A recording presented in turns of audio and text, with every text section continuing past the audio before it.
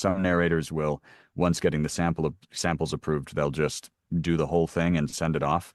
Um, but I prefer to get feedback because it allows the author to kind of have more of a sense of control over the piece.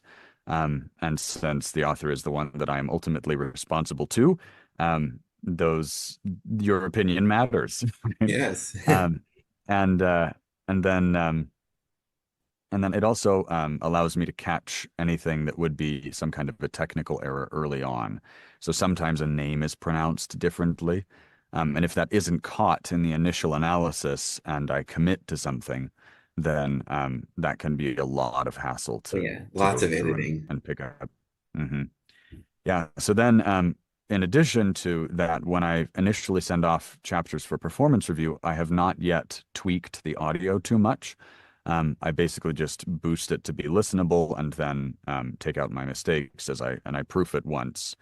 Um, and I actually my wife is my editor, engineer, proofer extraordinaire. And so I usually send the chapters up to her, and then she will proof it and then send me a list of the things that she's caught. And then I'll take care of those. And then we send it off for performance review.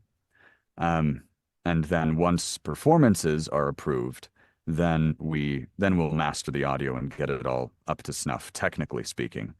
Balancing levels, making sure that louds aren't too loud, softs aren't too soft, there aren't too many annoying mouth noises or really long pauses or distracting breaths or that kind of thing. Um, and then once that's done, then we send it off and it's ready for distribution. All right. And just a quick question, how many attempts does it usually take for you to get through a chapter with the quality that you're happy with? Well, I don't really take chapters I don't really take chapters as a whole.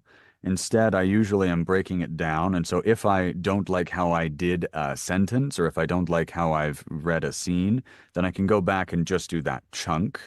Um, but uh, but I'm also a pretty good cold reader.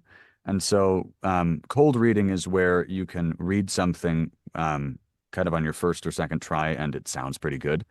And so I'm often pretty satisfied with my first or second take.